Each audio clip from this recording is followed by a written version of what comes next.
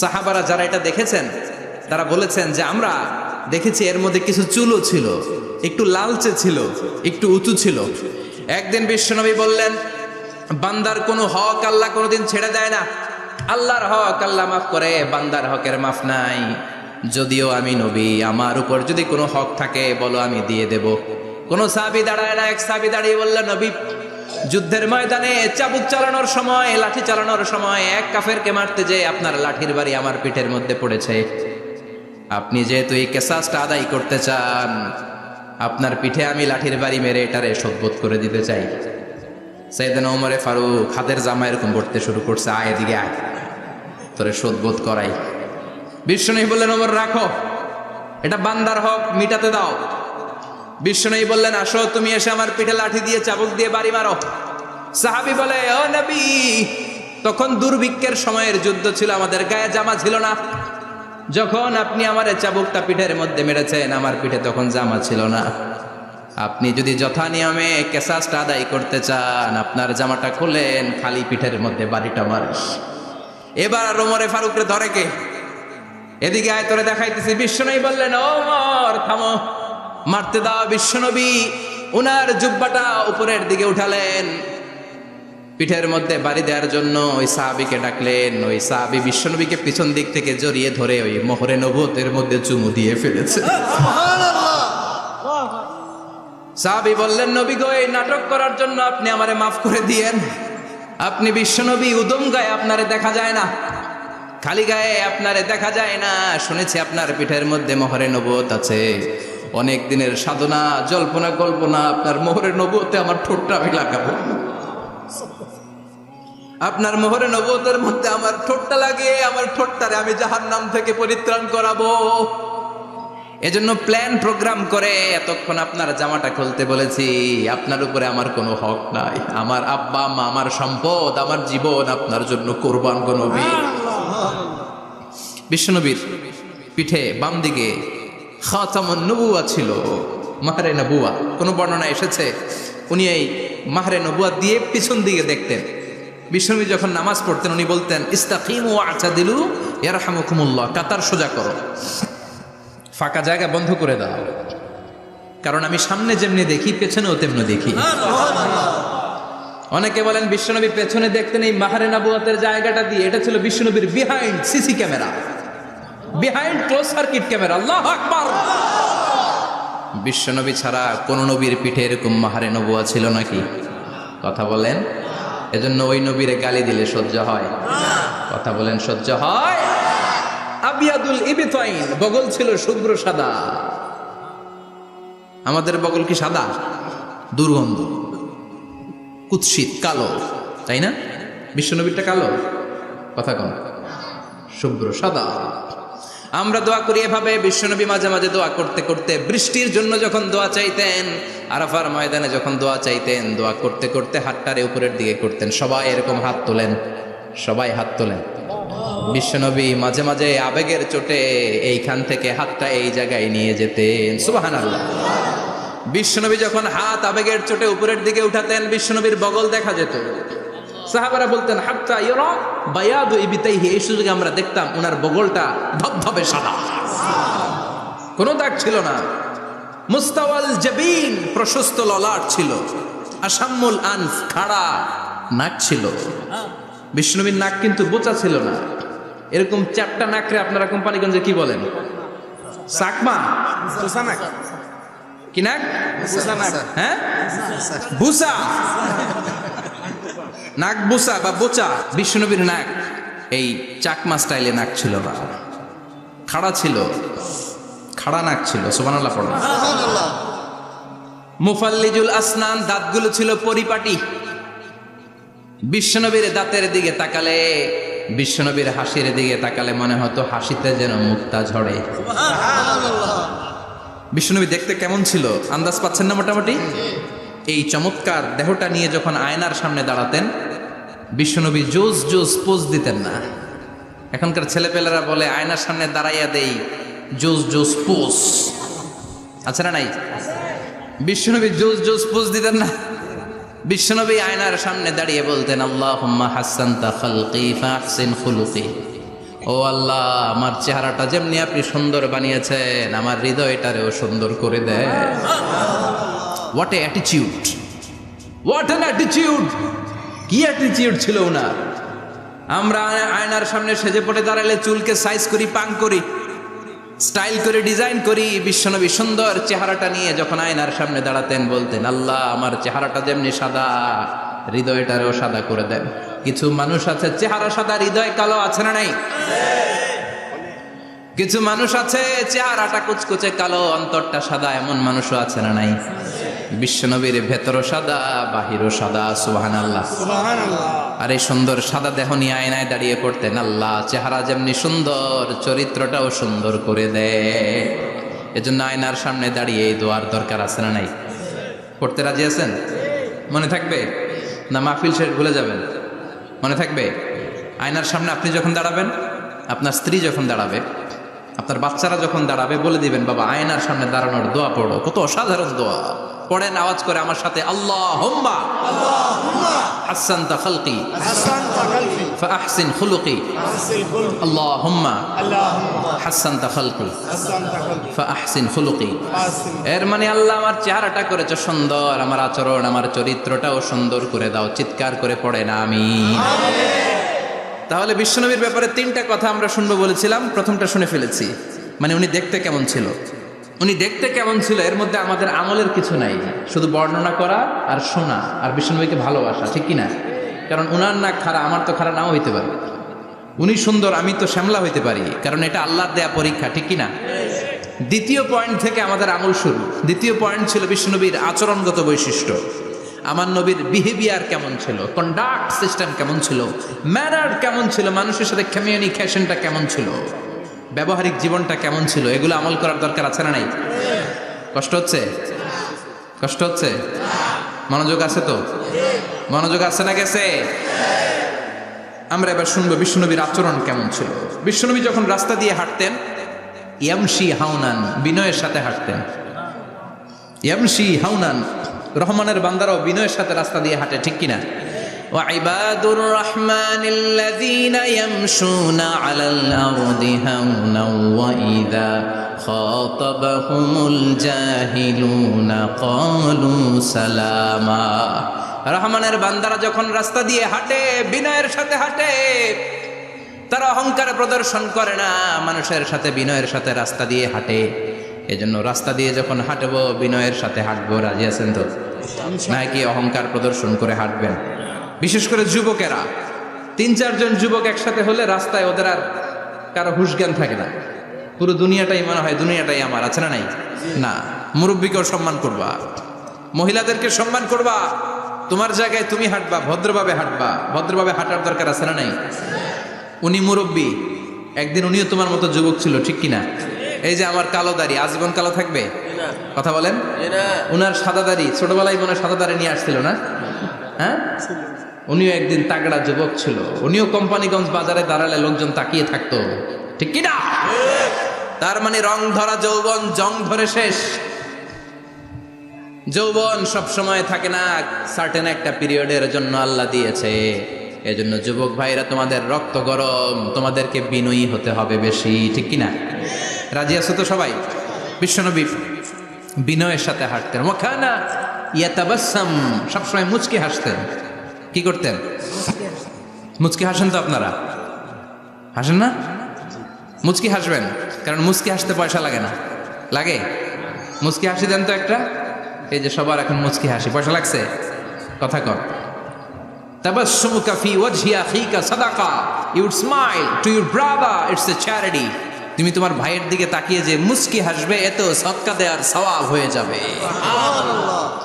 বিশ্বনবী সব সময় মুচকি হাসতেন। হাসি 3 ধরনের, তাবাসসুম, দিহক, কাহকাহা। কাহকাহা মানে অট্ট হাসি, আলিফ লাইলার দত্তরা যেমন হাসি দেয় ওই হাসি।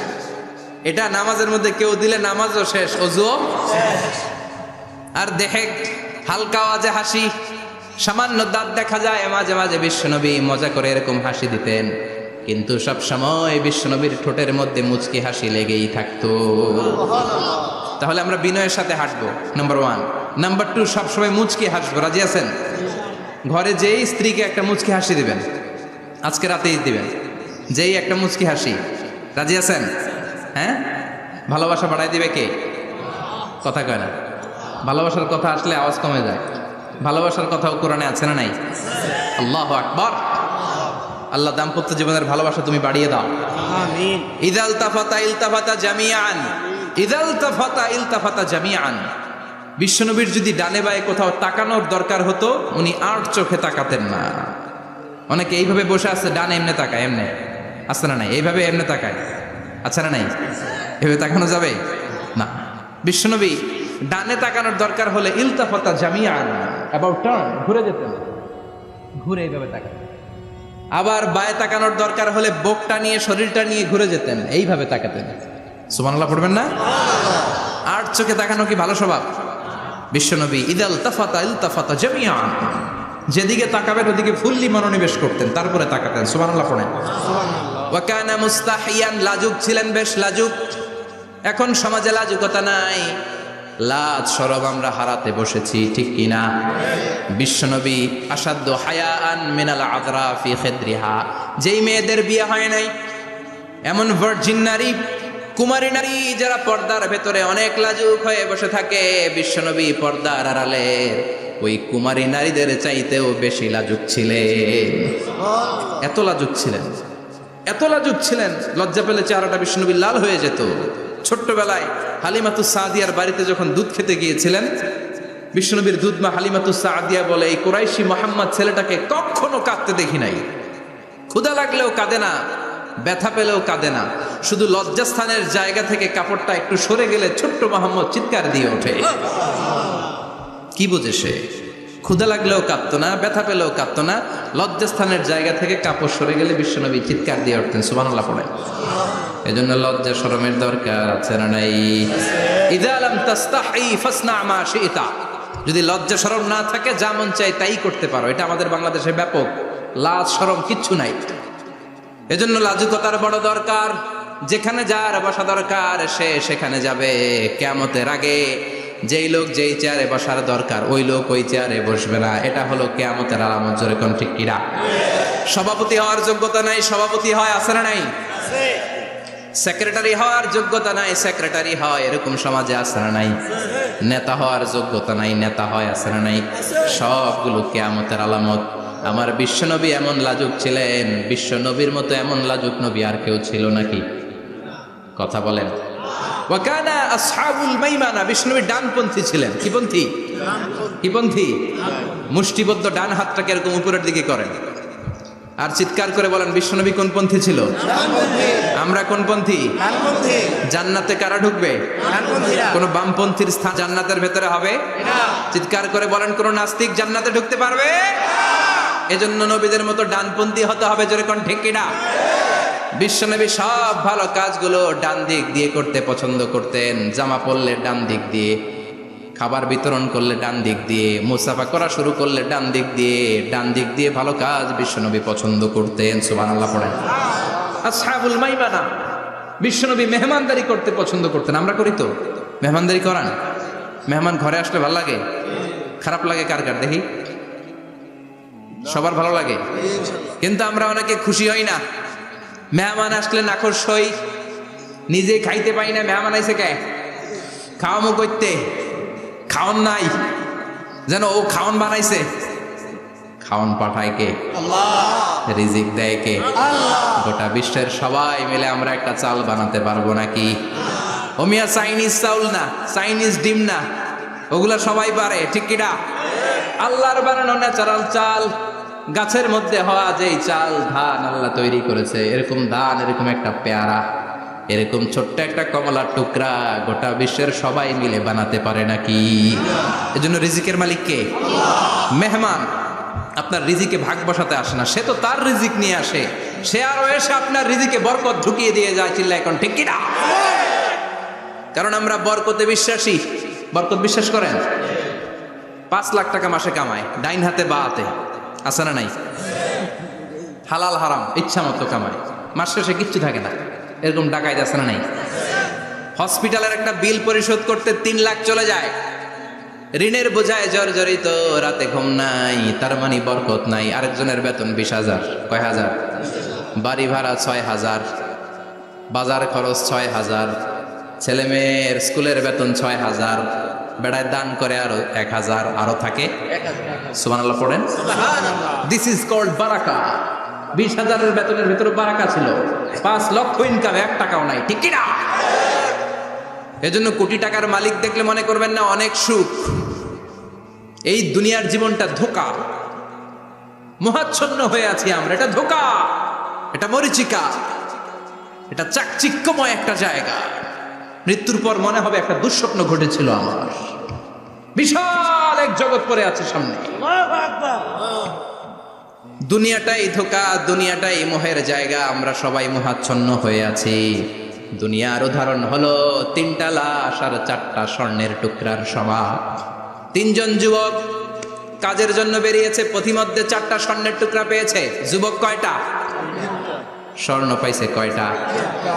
মহা খুশি, খুশিতে বাকবাকুম। 4টা স্বর্ণের বড় বড় টুকরা পেয়েছে। আমরা আজীবন খেলে বসে খেয়ে যেতে পারবো, কিচ্ছু লাগবে না আমাদের। 3 বন্ধু বলে ভাগ করি, আরেকজন বলে ক্ষুধা লাগছে। একজন যা বাজার থেকে রুটি কিনে নিয়ে আয়, খাওয়ার পরে ভাগ করবো। একজন রুটি কিনতে গেল, শয়তান 2টারে বুঝায়, ওইটারে মারতে পারলে ভাগ বটোয়ারা সহজ হবে। তোরা 2 জন স্বর্ণ 4টা, তুই নিবি 2টা, ও নিবে 2টা। হিসাব সহজ না? 2 বন্ধু প্ল্যান করছে, ওইটারে মাইরা তুই 2টা, আমি 2টা। যেটা রুটি আনতে গেছে প্ল্যান করেছে, রুটির মধ্যে বিষ মিশায় নেই। কি মিশাবো? বিষ। তাহলে বিষ খাওয়া রুটি খেয়ে ওই 2টা সে সব পাবে, আমি পাবো। ভাগাভাগির কিছু নাই, সব যাবে আমার কাছে। 4টা স্বর্ণের টুকরার মালিক আমি। রুটির মধ্যে বিষ মেখে নিয়ে এসেছে। ওই 2 বন্ধু প্ল্যান অনুযায়ী ওইটারে ধরে মেরে ফেলছে। এবার মহা খুশি। এক বন্ধু কয়, এবার তো ভাগ বটরার কিছু নাই, তুই 2টা, আমি 2টা, আগে খাইয়া লইস। আগে খাওয়ার পরে এই 2টাও নাই। 3টা লাশ, 4টা স্বর্ণের টুকরা। এটাই তো দুনিয়ার জীবন, ঠিক কিনা? আসল জীবন কবর থেকে শুরু হবে, কোন ঠিক কিনা?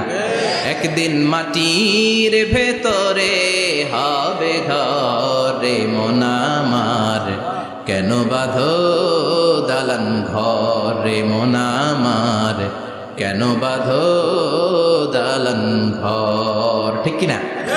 দুনিয়ার জীবন আসল জীবন না, এটা মরিচিকা, এটা ধোঁকা, এটা মোহ, এটা শয়তানের চাকচিক্য। আসল জীবন কবরের জীবন। আসল জীবন সামনে পড়ে আছে, এজন্য বরকতে বিশ্বাস করি আমরা, ঠিক কিনা? ল্যান্ড ক্রুজার দাপিয়ে বেড়ায়, বড় বড় টাওয়ারের মালিক, অনেক সম্পদের মালিক। এটা দেখেই মনে করবেন না অনেক সুখে আছে। ঘরে যেয়ে দেখেন কোনো সুখ নাই, ঠিক কিনা? সাধারণত টাকা যার বেশি, দুঃখ তার বেশি। টাকা যার কম, সুখ তার বেশি। সুবহানাল্লাহ পড়েন। আল কানাআতু মিনাল ইসলাম। এজন্য আমার শ্রমিক ভাইয়েরা, আপনাদের 1 পা জান্নাতে এমনি ঢুকে আছে। নামাজ পড়বেন, মা বাবার খেদমত করবেন, ইসলামের নিয়মগুলো মানবেন, 2য় পাটাও জান্নাতে ঢুকায় দিবে কে? আর যারা কোটি কোটি টাকার পাহাড় বানিয়েছে, ওদের হিসাবের ফিরিস্তিও অনেক বড়। বিশাল বাড়ির মালিক, ল্যান্ড ক্রুজার চালায়, সাবরোলেট চালায়, পোরশে, ফারারে, ল্যাম্বরগিনি চালায়, আছে না নাই? ঘরে সুখ নাই, রাতে ঘুম নাই, টেনশন আর টেনশন। 4টা ট্যাবলেট খেয়ে আধা ঘন্টা ঘুমাতে পারে না, এরকম ধনী আছে না নাই? সব ধনীরা আবার এক পাল্লায় মাইপেন না। মাথার ঘাম পায়ে ফেলে যেই ধনী ব্যবসায়ীরা বড় লোক হয়েছে, ওদের ঘরে ঠিকই শান্তি আছে। তার মানে টাকা যার বেশি, ওষুধ তার বেশি, কিচ্ছু খেতে পারে না। দেখবেন ধনীদের খাবারের ডায়েটে থাকে ভেজিটেবলস আইটেম, ঠিক কিনা? এমনি হজম হয় না, আবার ডাক্তারের কাছে গেলে বলে কিচ্ছু খাবেন না, খালি ঘাস খাবেন। কি খাবেন? মানে ভেজিটেবল খাবেন, সবজি খাবেন, তো সুস্থ থাকবেন, আছে না নাই? ঘুম নাই, শান্তি নাই। এই যে কোম্পানিগঞ্জ বাজারের যারা কুলি মজুর শ্রমিক, এদের ঘুমে ঝামেলা আছে? কথা বলেন। ধনী পয়সাওয়ালা কোটিপতি, সে ঘুমের ট্যাবলেট খায়। ঘুমের জন্য যে ট্যাবলেট লাগে রিক্সাওয়ালা ওইটাই জানে না, ঠিক কিনা? 1000 কোটি টাকার মালিক হলে বাড়ি কিনা যায়, গাড়ি কিনা যায়, সুখ কিনা যায় না। কোম্পানিগঞ্জ বাজারে সুখ বিক্রি হয় এমন দোকান আছে নাকি? কথা কন, একটাও নেই। কি করলেন আপনারা? সুখের দোকান দিতে পারলেন না। কি আজীব তামাশা। টাকা দিয়ে সুখ কিনা যায় না, গাড়ি কিনা যায়, বাড়ি কিনা যায়, কিন্তু সুখ নো ওয়ে, কেনা যায় না। টাকা হলে জাজিম কিনা যায়, বালিশ কিনা যায়, ঘুম কিনা যায় না। ঘুম কিনা যায়? ফার্মেসিতে ডাক্তারের কাছে যে যদি বলেন 2000 টাকার ঘুম দেন, দিবে? ডাক্তার কি বলবে? দূর মিয়া, আমারই ঘুম আসে না, তোমারে আমি ঘুম বিক্রি করব। আচ্ছা না? নাই? শ্রমিক ভাই, রিক্সাওয়ালাদের ঘুমের ঝামেলা নাই, যেখানে রাই তো ওইখানে, যেখানে রাই তো ওইখানেই কাই। ওর মাথা লাগতে দেরি বিছানায়, নাক ডাকতে দেরি হয়, ওর নাকের ডাকের আওয়াজে ট্রাকের ইঞ্জিনও ফেল। ঠিক কিনা? এজন্য আমরা বরকতে বিশ্বাসী। অল্প খাবো, অল্প পড়বো, অল্প জমাবো, অল্পের ভেতর বরকত দিয়েছে কে? এজন্য মেহমান আসলে বিশ্বনবী খুশি হতেন, আমরাও মেহমান আসলে খুশি হব। রাজি আছি না নাই? সবাই রাজি? মেহমানদারি করাবেন তো? এরপরে বিশ্বনবী ইনসাফ করতেন। কি করতেন? ইনসাফ করতেন। বিচার করার সময় বিশ্বনবী ইনসাফ করতেন। গোটা বিশ্বকে ইনসাফ শিখিয়েছেন বিশ্বনবী। আমাদের দেশেও তো ইনসাফ হয় না? হাইকোর্টে, সুপ্রিম কোর্টে, গ্রাম্য সালিশে আছে, আছে। আহকামুল হাকিমিনের দরবারে সবগুলো বিচার আবার বসবে। চিল্লায় বলেন ঠিক কিনা?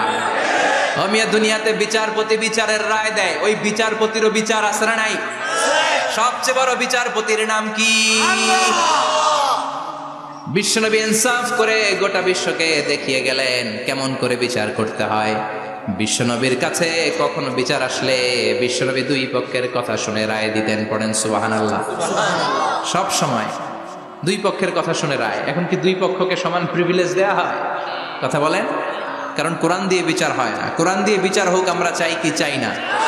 আমার সংসদ ভবনের ভেতরে কোরআনের আইন দিয়ে সংসদ ভবন কায়েম হোক আমরা চাই কি চাই না?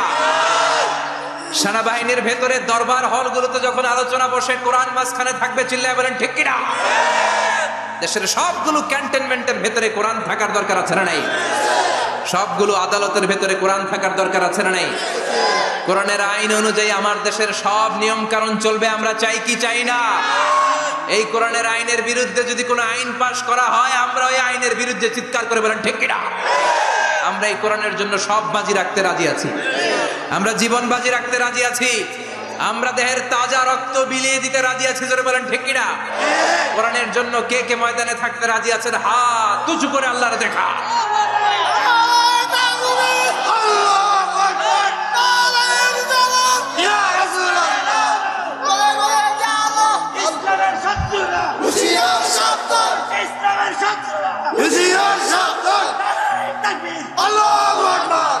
আল্লাহ কোরআনের জন্য যে ভালোবাসাটাকে তুমি কবুল করো।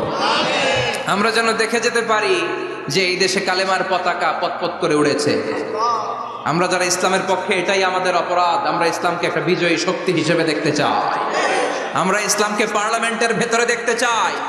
আমরা কালিমার পতাকা পতপত করে উঠছে এটা দেখে যেতে মরতে চাই। চিল্লায় বলেন ঠিক কিনা? বিশ্বনবী ইনসাফ শিখালেন। বিচার আসলে দুই পক্ষের কথা শুনতেন। বিশ্বনবীর স্ত্রী সাওদা এসে বলে, নবী, আমি আপনার কুমারী বউ আয়েশার ঘরে তরকারি নিয়ে গিয়েছিলাম, ঝোল নিয়ে গিয়েছিলাম, কোন বর্ণনায় পায়েস নিয়ে গিয়েছিলাম। তরকারি দেওয়ার পরে আপনার স্ত্রী রেগে বলে, তরকারি দিলা কেন? আমি কি তরকারি রাঁধতে পারি না? আনলা কেন? রাগের চোটে তরকারির ঝোল নিয়ে পায়েস নিয়ে আমার গালের মধ্যে মাখিয়ে দিয়েছে আপনার বউ। আপনি তো শ্রেষ্ঠ বিচারক, ও নবী বিচার করে দেন। দুই বউয়ের মধ্যে ঝগড়া আছে না নাই? বিশ্বনবী সাউদার কথা শুনলেন, মা আয়েশাকে ডেকে পাঠালেন। মা আয়েশারে বললেন, ও আয়েশা, আসলে এমনটা করেছো নাকি? মা আয়েশা বলে, নবী, তখন আমার মেজাজটা বড্ড গরম ছিল, রাগের মাথায় ঝোল নিয়ে আমি সাউদার মুখে লাগিয়ে দিয়েছি। আসলে কাজটা ঠিক হয় নাই, আমারে ক্ষমা করেন।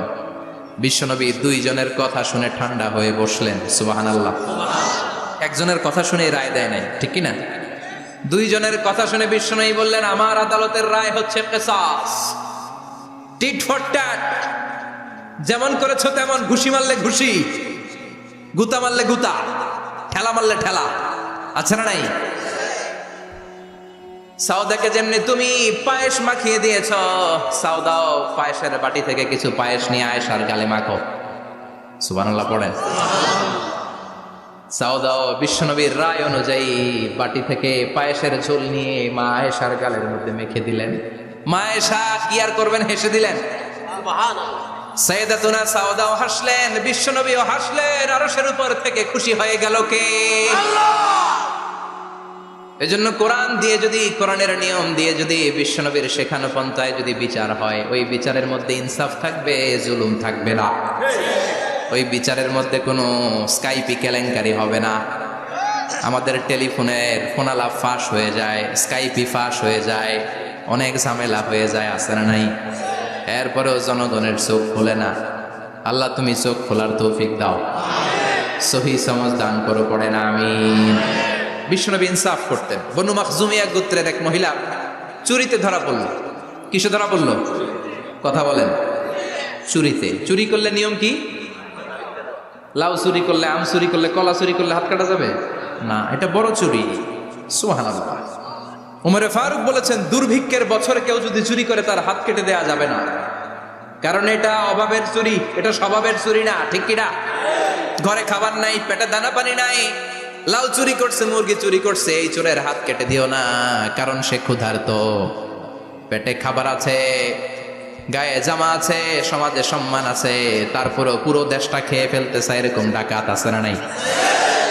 দেশের টাকা পাচার করে, ব্ল্যাক মানি করে, এরকম ডাকাত আছে না নাই?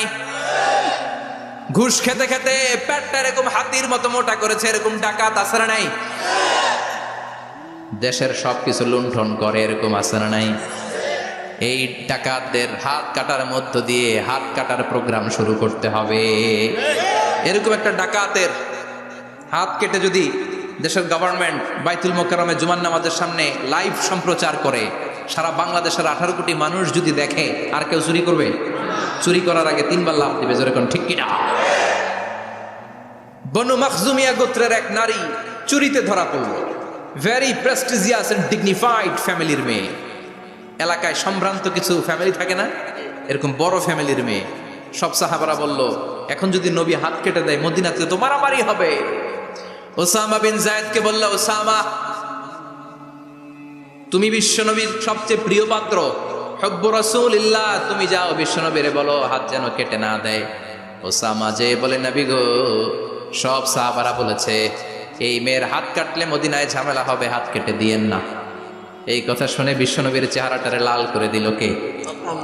বিশ্বনবী বললেন, ওসামা কোত্থেকে এত বড় স্পর্ধা পেলি রে তুই ওসামা? এই আইনটা তো আমি বানাই নাই, আরশের উপর থেকে এই আইনটা নাজিল করেছে কে? আল্লাহ। আস-সারিকু ওয়াস-সারিকাতু ফাকতাউ আইদিয়াহুমা জাযাআম বিমা কাসাবা নাকালাম মিনাল্লাহ ওয়াল্লাহু আজিজুন হাকীম। সুবহানাল্লাহ পড়েন। If anyone steal something very precious from the society, from house, the government should cut down his right hand. দামি কিছু চুরি করলে গভর্নমেন্ট কাটবে, আমরা কাটতে পারবো? এটা সরকারের কাজ, সরকার ডান হাত কেটে দিবে। ওসামা, এটা আল্লাহর আইন। কেমন করে আল্লাহর আইনে তুমি সুপারিশ করতে আসো? কোন বনু মাখজুমিয়া গোত্রের মেয়ে? ওই মেয়ে তো দূরের কথা, আমার কলিজার টুকরা ফাতেমাও যদি চুরি করে, আমি রামদানিয়ে ফাতেমার ডান হাতটা এক কোপ দিয়ে কেটে দিতে এক মুহূর্ত দেরি করবো না রে ওসামা। জাস্টিস, ইনসাফ শিখে না। কেমন করে প্রতিষ্ঠা করেছে বিশ্বনবী, চিৎকার করে বলেন ঠিক কিনা? এগুলো হচ্ছে বিশ্বনবীর অভ্যাস, আচরণ। বিশ্বনবী ধীরস্থির ভাবে কথা বলতেন, তাড়াহুড়ো করতেন না। সাহাবারা বলতেন, বিশ্বনবী যখন কথা বলতেন প্রতিটা শব্দ আলাদা করা যেত, প্রতিটা অক্ষর আলাদা করা যেত। আল্লাহু আকবার। আবার জরুরি কোনো কথা যখন বিশ্বনবী বলতেন, ওইটাকে 3 বার বিশ্বনবী রিপিট করতেন। কয়বার? 3 বার। কারণ জরুরি। কারণ কি? যেন না ভুলে যায়, ভুল যেন না হয়, 3 বার বলতেন। বিশ্বনবী একবার তাকওয়া নিয়ে ওয়াজ করতেছিলেন, আর বলছিলেন, তাকওয়া হা হুনা, হা হুনা, হা হুনা। তাকওয়া এইখানে, এইখানে, এইখানে। কয়বার বললেন? কারণ তাকওয়ার ওয়াজ কি কম গুরুত্বপূর্ণ নাকি বেশি গুরুত্বপূর্ণ? তাকওয়া মানে কার ভয়?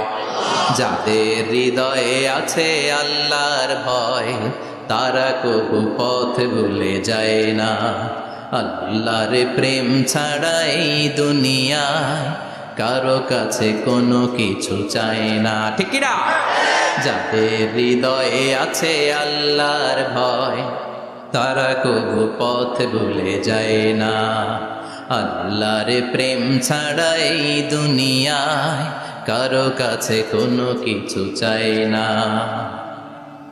রাতের আধারে যারা সেজদাতে রয়, দু চোখের শ্রুতে নদী যেন বয়। রাতের আধারে যারা সেজদাতে রয়, দু চোখের শ্রুতে নদী যেন বয়। ছলনার হাতছানি যতই ডাকুক, ছলনার হাতছানি যতই ডাকুক, পেছনে ফিরেও সে তাকায় না। যাদের হৃদয়ে আছে আল্লাহর ভয়, তারা কবু পথ ভুলে যায় না। আল্লাহর প্রেম ছাড়া এই দুনিয়া কারো কাছে কোনো কিছু চায় না। চিৎকার করে বলেন ঠিক কিনা? তাকওয়ার ওয়াজ করলেন, তাকওয়া মানে আল্লাহর ভয়।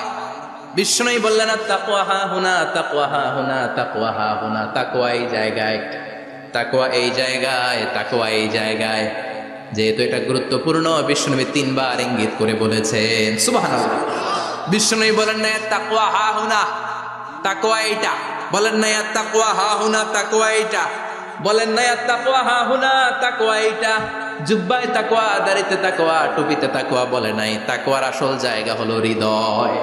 এজন্য যাদের হৃদয়ে আল্লাহর ভয় আছে, তারা কোনোদিন পথ হারাতে পারে। তাদেরকে সিরাতুল মুস্তাকিমের উপর দায়েম রাখে কে? কি সুন্দর অভ্যাস ছিল বিশ্বনবীর, মানার দরকার আছে না নাই? বিশ্বনবীর আরেকটা অভ্যাস ছিল, বাসি খাবার খেতেন না, জানেন? বাসি খেতেন না, অল্প খেতেন, কিন্তু যেটা খেতেন ভালোটা খেতেন। অল্প খেতেন, কিন্তু যেটা খেতেন ভালো খেতেন। মধু খেতে পছন্দ করতেন, কিন্তু মধুর মধ্যে দুর্গন্ধওয়ালা একটা মধু আছে না, মাগাফির। বুখারীতে লম্বা ঘটনা, ওইদিকে যাব না। এই মাগাফিরের মধু উনি খেতে চাইতেন না। ভালো সুগন্ধিওয়ালা মধু তিনি বিশ্বনবী খেতে পছন্দ করতেন। বিশ্বনবীর খাবারের তালিকায় সবচেয়ে পছন্দনীয় তালিকায় ছিল এই মধু।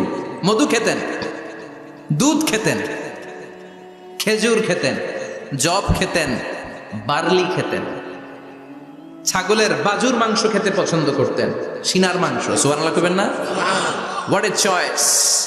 কি চয়েস ছিল বিশ্বনবী! বাজুর মাংস খেতেন। বিশ্বনবী লাউ খেতে পছন্দ করতেন, লাউ। রুম্মান ফল খেতে পছন্দ করতেন, রুম্মান মানে ডালিম। রুম্মান মানে কি? ডালিম খেতে পছন্দ করতেন। মাশরুম খেতে পছন্দ করতেন। সুবহানাল্লাহ পড়ে। মাশরুমের স্যুপ পাওয়া যায় না রেস্টুরেন্টে?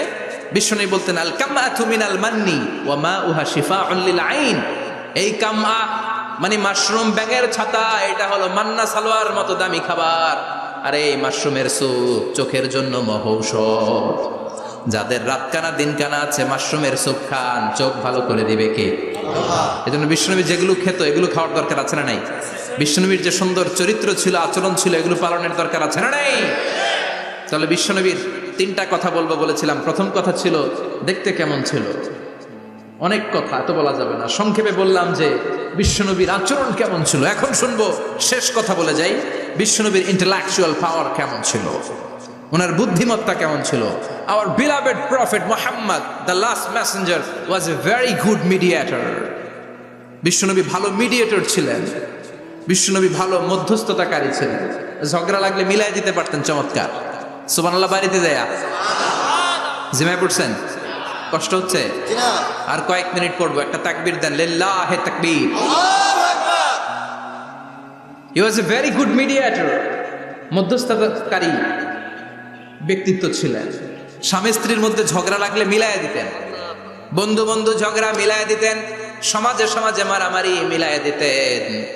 মক্কা থেকে মদিনায় যখন গেলেন, মদিনায় 120 বছরের একটা যুদ্ধ চলছিল, কেউ যুদ্ধটা থামাতে পারে না।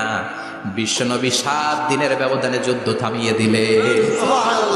Intellectual capacity, very good mediator. এজন্য বিশ্বনবীর উম্মত যারা, তাদের অভ্যাস হবে ঝগড়া লাগায় দেওয়া যাবে না, মিলাই দিতে হবে, ঠিক কিনা?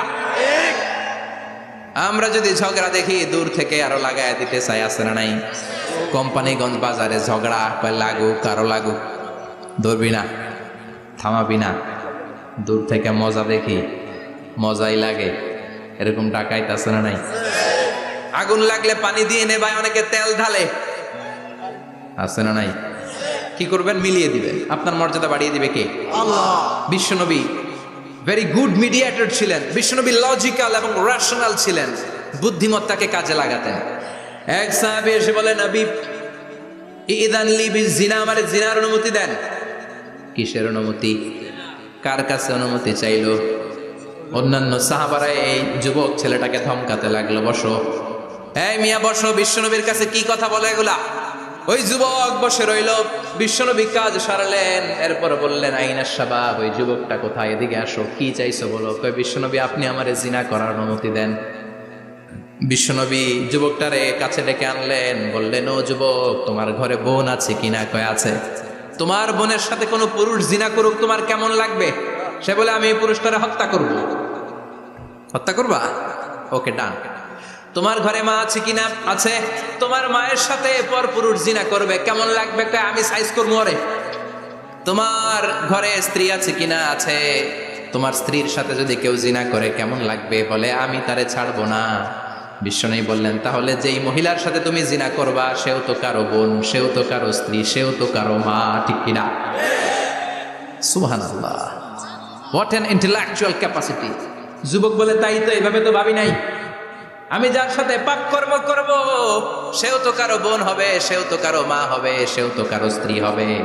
ও নবী, আপনি আমারে মাফ করে দেন, আমার জন্য দোয়া করে দেন যেন তাকওয়ার উপর জীবন প্রতিষ্ঠা করতে পারি। লজিক্যালি জিনিসকে সলভ করার চেষ্টা করতেন। মুআয ইবনে জাবালকে বিশ্বনবী সাল্লাল্লাহু আলাইহি ওয়াসাল্লাম ইমাম বানিয়ে পাঠালেন। উনি ইমামতি করতে গেলেন এক মসজিদে। মাগরিবের সালাতে উনি লম্বা কেরাত ধরলেন। এশার নামাজ শুরু করলেন সূরা বাকারা দিয়ে, কোরআনের সবচেয়ে ছোট সূরা। হ্যাঁ, বড়? কত বড়? বিশাল বড়। এখন ওই এলাকার মুসল্লিরা ছিল কৃষক মুসল্লি। এক কৃষক মুসল্লি সাহাবী নামাজের পেছনে দাঁড়ালেন, দেখলেন বাকারা দিয়ে দৌড়ছে, কেরাত শেষ হয় না, আর দাঁড়িয়ে থাকতে পারে না, পায়ে ব্যথা করে, পিঠে ব্যথা করে। কিছুক্ষণ পর রেগে মেগে নামাজ ছেড়ে দিয়ে বারান্দায় নামাজ পড়ে বিশ্বনবীর কাছে বিচার দিতে গেলেন। যে বললেন, নবী এমন ইমাম পাঠাইছেন এশা পরে বাকারা দিয়া। বিশ্বনবীকে সর্বনাশ, মুআয তো ভেজাল লাগায় ফেলতেছে। ডেকে পাঠালেন, সহিহ বুখারীর বর্ণনা। বিশ্বনবী বললেন, মুআয, হোয়াট আর ইউ ডুইং দেয়ার? কি করছো তুমি সেখানে? আফাতানুন আনতা ইয়া মুআয? ও মুআয, তুমি কি ফিতনা বাজাও নাকি? তুমি কি ফিতনা ছড়াচ্ছ নাকি? খেটে খাওয়া মানুষ, কৃষক মানুষ, মাঝারি সাইজের কত সুন্দর সূরা আছে, ওয়াদ-দুহা ওয়াল-লাইলি ইযা সাজা, আল কারিআতু মাল কারিআ, আসনা নাই, আলহাকুমুত তাকাসুর, আসনা নাই। এগুলো দিয়ে না পড়ে বড় বড় সূরাতুল্লাহ কেন্দ্রে মুআয, আফাতানুন আনতা ইয়া মুআয, তোমারে কি আমি অ্যাপয়েন্টমেন্ট দিছি তুমি ফিতনা বাজাবা? খবরদার মুআয, ইয়াসসিরু ওয়ালা তুআসসিরু, ইসলামকে মানুষের কাছে সহজ করে উপস্থাপন করবা। বাশশিরু ওয়ালা তুনাফফিরু, ইসলামকে এমন ভাবে উপস্থাপন করবা না যে তোমার কথা শুনে মানুষ দিন থেকে ভেগে ভেগে যায়। তাহলে এই দায়ভার ইসলামের নয়, এই দায়ভার বর্তাবে তোমার কাঁধের উপর। চিৎকার করে বলেন ঠিক কিনা? আমাদের মধ্যে অনেকে ইসলামকে অনেক কঠিন করে ফেলে, মানুষকে আশার বাণী শোনায় না। কই এমনি না বললে আপনার বাদ, আপনি বেদাত করছেন, আপনি শিরক করছেন, আপনার কিচ্ছু হবে না। যারে বলে কিচ্ছু হবে না, সে বলে আমার যেহেতু কিচ্ছু হবে না, তোর কথা শোনার আমার দরকার নাই। যে আমারে আশার বাণী শোনায় আমি তার কাছে যাই, ঠিক কি না? এজন্য সহিহ ইসলাম আপনি প্রচার করবেন, but your approach should be very flexible. 70 বছর যেটা চালু আছে আপনি একদিনে উঠিয়ে দিতে পারবেন? It's not a logical approach. বিশ্বনবীর অ্যাপ্রোচ, বিশ্বনবীর রেশনাল ক্যাপাসিটি এমনটা ছিল না। সহজভাবে বুঝাবেন। আদ-দীনু ইউসরুন লা উসরা ফি, দিনটা হলো সহজ, দিনের মধ্যে কাঠিন্যতা নাই। সুবহানাল্লাহ, কি ক্যাপাসিটি! আমি যেমনি আপনাদেরকে নিয়ে বসে ওয়াজ করতেছি, বিশ্বনবী ওয়াজ করতেন, তবে সংক্ষিপ্ত ওয়াজ। আমরা আধা ঘন্টা করে যদি রাখতে চাই, হুজুর আরো আধা ঘন্টা করেন, তো আরো আধ ঘন্টা করে যদি শেষ করতে চাই, হুজুর আর 10 মিনিট করেন। হুজুর ওয়াজ অনেক টেস্ট লাগে, হুজুর নামাজ টেস্ট লাগে না। আচ্ছা না নাই? ওয়াজ ভাল লাগে, নামাজ ভাল লাগে না, কিন্তু বিশ্বনবীর ওয়াজ ছিল সংক্ষিপ্ত।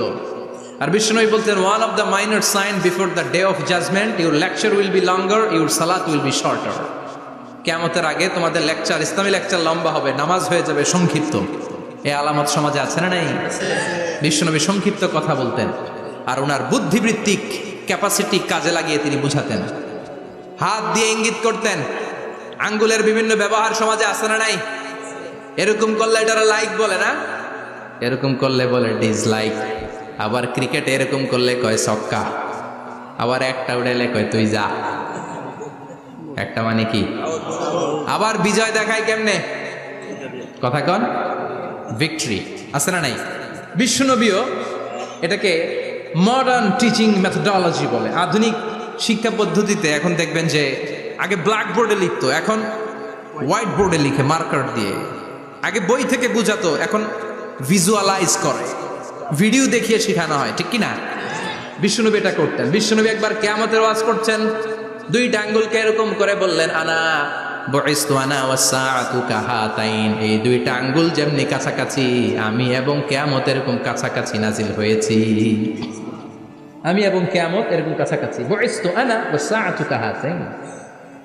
আবার বলতেন, আনা ওয়া কাফিলুল ইয়াতীমি কাহাতাইন, আমি এবং ইয়াতীমের রক্ষণাবেক্ষণকারী এই দুইজন জান্নাতে এরকম কাছাকাছি থাকবো। কোন সুবহানাল্লাহ।